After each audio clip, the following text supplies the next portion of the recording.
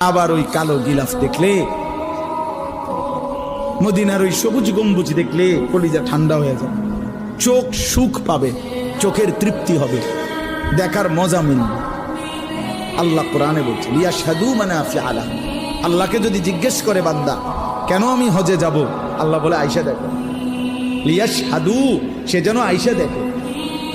আইসো বান্দা, আসো না আমার ঘরে, আসো, আমি দেখাবো কুদরতের কি পরিমাণ নিদর্শন। দেখবা কদম কদম, পরতে পরতে আমার নিদর্শন।